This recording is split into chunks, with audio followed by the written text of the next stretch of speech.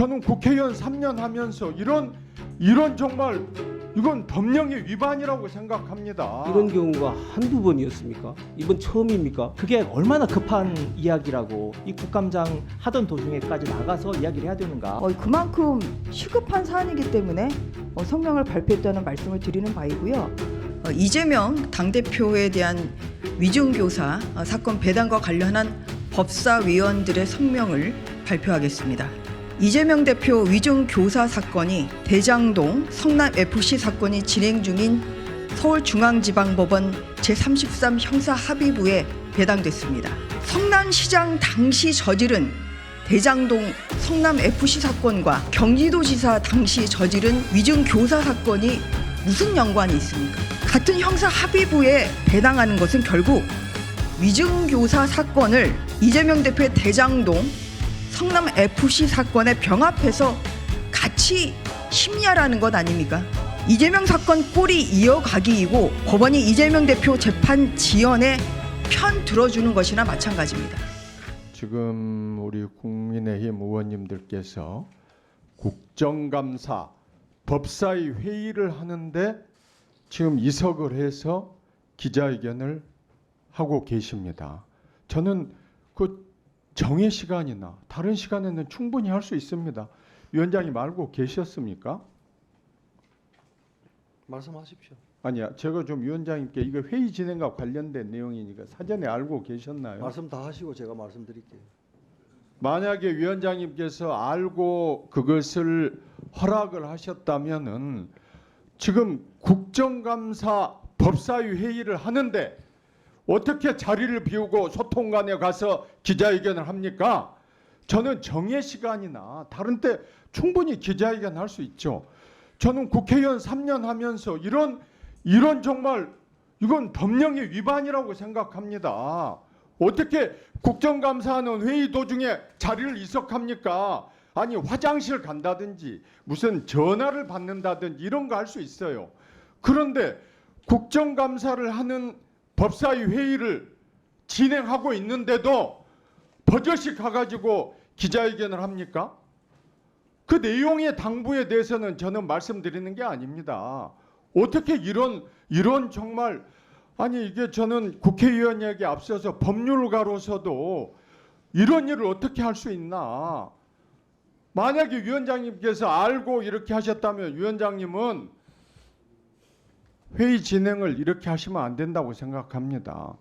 우리 저기 법제처장도 듣고 계시지만은 이건 정말 국회법을 어긋나는 일이라고 생각합니다. 정말 격앙 안 될 수가 없어요. 저도 지금까지 국회의원 하면서 단 한 번도 이런 일을 한 적도 없었고 보지도 못했습니다. 아니 정회 시간이나 회의 시작 전이나 이렇게 하면 되지. 회의 진행 도중에 가가지고 버젓이 지금 국정감사가 진행되고 있는데 가가지고 그렇게 합니까? 아 정말 참 어떻게 이런 일이 일어나는지. 더군다나 우리는 법사위원들 아닙니까? 법과 원칙을 준수하기 위해서 다른 상임위원회에서 하고 있는 입법을 체계자구도 들여다보고 우리 피감기관들은 전부 법 집행기관들입니다. 아 정말 참 이해할 수 없는 일이고 만약에 위원장님께서 이 부분을 알고 그렇게 하셨다면 차라리 정회를 하셨어야죠. 그 다음에 가서 간사들끼리 양해를 해서 잠깐 기자회견 하기 위해서 정회를 요청한다 그러면 저희가 뭐 거부할 게 있었겠습니까? 정말 유감입니다. 예, 지금 민주당의 소병철 간사님께서 국정감사 기간 중에 지금 기자회견을 한다는 이유로 이렇게 상당히 격앙된 말씀을 하셨습니다. 자, 일단 기본적으로 국회법의 국정감사 중에는 기자회견 하지 말라는 규정이 있습니까? 그리고 국정감사 기간 중에 기자회견을 하든 다른 의정을 하든 그것은 헌법기관인 국회의원이 판단할 몫입니다. 다른 당의 의정 활동에 대해서 다른 당 의원들의 의정 활동에 대해서 그거는 안 되고 이걸 해야 된다라고 강요할 권리가 누구한테 있습니까? 그리고 지금까지 우리가 국회의원 생활을 하면서 이런 경우가 한두 번이었습니까? 이번 처음입니까? 모두가 다 퇴장을 해서 기자회견하고 한 적이 여러 번 있지요. 우리가 회의 진행하는 도중에도 민주당 의원들이 그러셨고 또 민주당 의원들이 회의하자라고 할 때 우리가 나가서 한 적도 수없이 많이 있었습니다. 지금까지. 그걸 한번 그거는 참 이야기하는데 자, 좀 끼어들지 마세요 좀.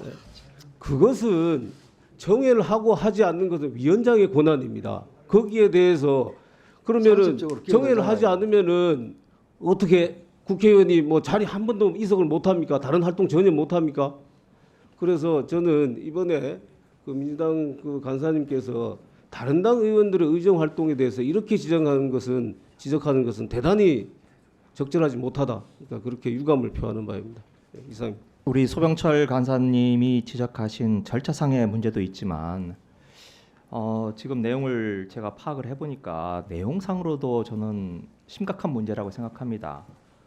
그러니까 결국 검찰이 위증교사한 사건을 왜 별도로 재판을 받지 않느냐, 그걸 왜 재판부가 대장동 사건에 병합하느냐라고 하는 것에 대해서 문제를 제기하시는 건데,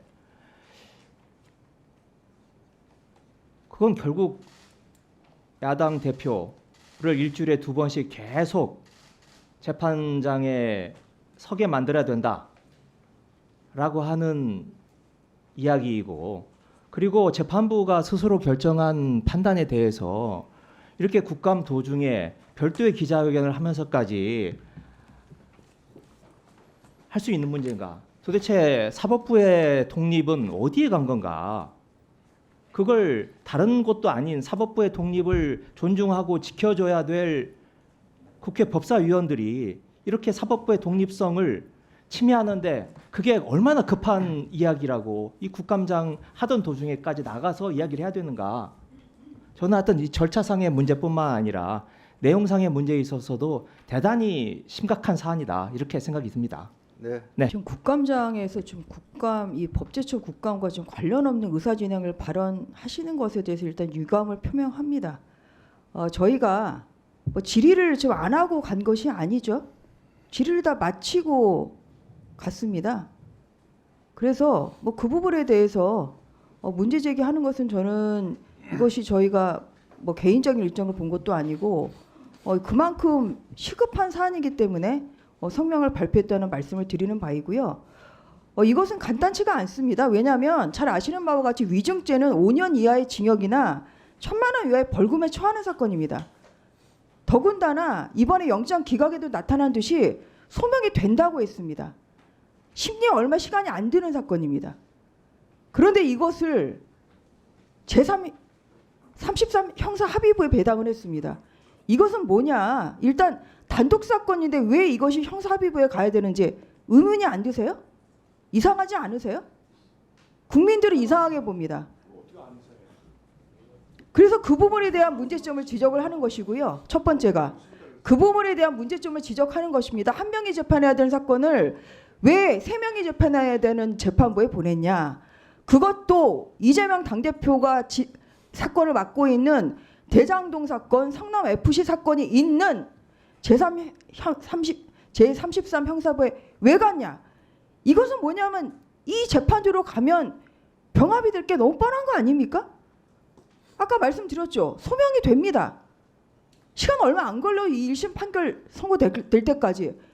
그런데 이게 병합이 되면 어떻게 되겠습니까? 지금 성남FC 사건과 대장동 사건은 초기입니다. 이거 다 마치고 위증교사 사건까지 심리하고 나면 한 2년 이상 걸립니다. 2년 이상 걸리는 것이고요. 이렇기 때문에 이게 재판 지연이, 선고 지연이 불보듯 뻔하기 때문에 국민의힘으로서는 이 비정상적인 사건 배당에 대해서 당연히 문제 제기를 해야죠. 그래서 문제 제기를 하기 위해서 저희가 성명서를 발표를 했다는 말씀을 드리는 바입니다. 그리고 아시는 바처럼 이 이재명 대표의 이 성남FC 사건도 본체가 아니에요. 정진상 씨의 뇌물 사건에 얹혀서 지금 이재명 대표 성남시장 때 저질러진 대장동 사건과 성남 FF 사건이 얹혀졌습니다. 여기에 또 얹혀요. 또 얹혀요.